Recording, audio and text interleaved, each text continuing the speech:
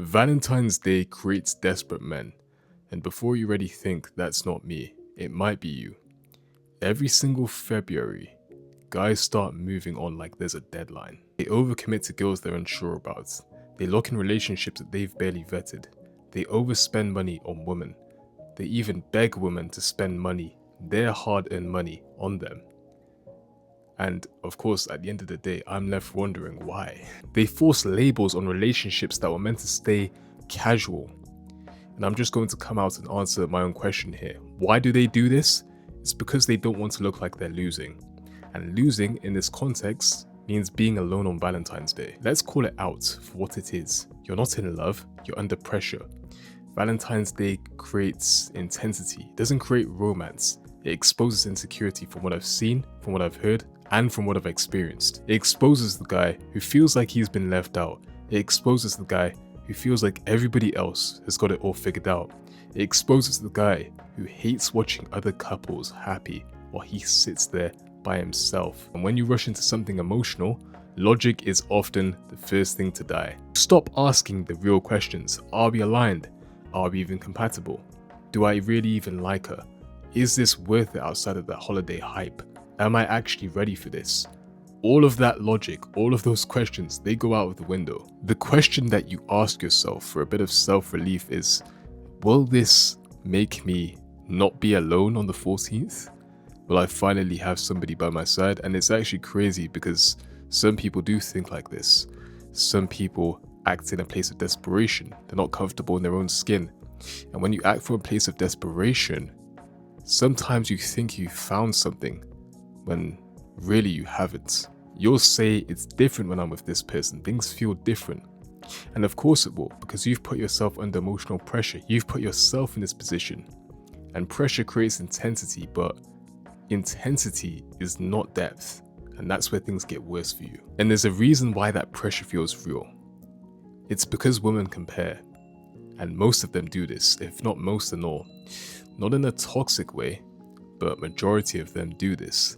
The group chats start lighting up the 13th, maybe 12 a.m. or slightly earlier than that. I don't know.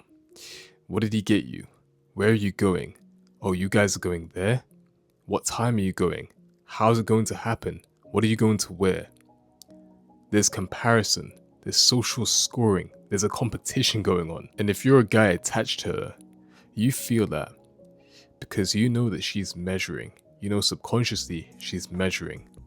And you know because she is doing that you have to perform, you have to live up to the expectation. Not because she demanded any of these things outright, but because culturally it's expected. And you don't just show up, by the way. No, you show out. Big dinner, big post, big gesture. And if you don't do any of these things, you risk looking average. And this is where most men fold. Instead of asking, is this relationship stable? They ask, how can I compete? So you start doing extraordinary things for something that isn't even stable yet. And the craziest part is that you might not even like her like that, but you don't want to lose her, because losing her feels like you're losing status. So now you're not building a relationship, you're managing optics. Valentine's Day has become performance review, and most desperate men, they panic under performance review. They start saying things like, I love you, too early on. They escalate things a bit too quickly. They start thinking about a forever life with somebody that they met 2 months ago. It's all because they don't want to fall short in the world of comparison. And if you have to rush commitment for a holiday season, maybe you weren't ready for that commitment at all. And one thing that just came to my mind, if you're constantly trying to outdo other men to keep her entertained, to keep her interested, then you're not building stability, you're building dependency on stimulation, and that's exhausting. It's tiring, it's unstable. And I always tell my friends this, once you start on 100, where do you go next? I'll give you guys an example. I had a friend and he took a girl out. He took her golf, I think cinema too, and bowling. And then they went for food after at a really expensive restaurant. And this wasn't even his girlfriend, mind you. They were just in a talking stage. And of course, a few days later, they were talking, then they were talking some more. They had a second meeting. And after that, things were a bit shaky, and they never spoke again. And the reason behind that is that she said she was bored and she didn't really feel like they were compatible or whatever. And the whole point of this is, I'm sure this won't be a universal experience for all of you, of course, but the whole point of this is, if the baseline is fireworks, what happens when real life sets in? There's bills, there's stress, there's routines, there's boredom. If the baseline of your relationship is performance and pressure, then it will crack under normality. And most men don't see that coming. They're just happy to be there. They think to themselves, I secured her. I did really well. No, my friend, you secured a moment and nothing else. Moments fade. The only thing that lasts is alignment. That's it, and I'll allow myself to go a bit deeper into this for those of you who are confused. The reason that you feel desperate isn't because you love deeply, it's because you don't feel comfortable alone. You don't actually want peace. You want proof. Proof that you're desirable. Proof that you're chosen. Proof that you're not falling behind all of these other guys. So instead of building all of that upwards, you chase validation in the form of a relationship. And the truth is, if your finances are shaky, your discipline is all over the place, and you're impulsive, getting a girlfriend won't fix any of those things. In fact, it'll expose all of that. In fact, she'll be the one to expose all of that. She'll shoot you in the foot, and then you'll feel even more insecure. Now you're just confused and uncertain and single. You're attached and inadequate, and I don't know about you, man, but that's a way deeper hole. And this is why I strongly believe that things should be seamless, not effortless. But you shouldn't feel like you're chasing time. You shouldn't feel like you're racing some kind of calendar. You shouldn't feel like February the 14th is a deadline for you to prove your worth. If it's real, it will survive a random Thursday or Tuesday. It doesn't need a holiday to prove its worth. So I know I've just had my talk about Valentine's Day probably for the last 4 minutes. But how do we actually go about not spiraling after we feel this desperation? Let's move on to that. So in order to do this, we need to understand where this desperation comes from. Desperation comes from desire. But that's the first thing, okay?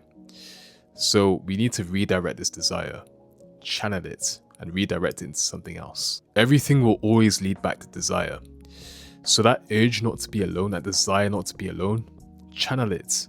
Go to the gym, build your body, learn, read, create, do something that is productive. We're going to do all of these things in an attempt to train our mind, because desire, if used correctly, will strengthen you, but if misplaced, it will weaken you. If you use some of that emotional energy to improve yourself instead of chasing long-term attachment, you win long-term.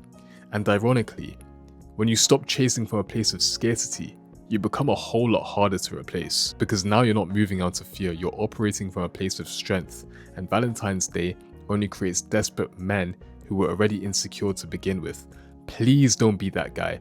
After watching this video, you're definitely intelligent enough not to be that guy. I trust you guys. Do not let a holiday rush you into something that your future self will have to clean up.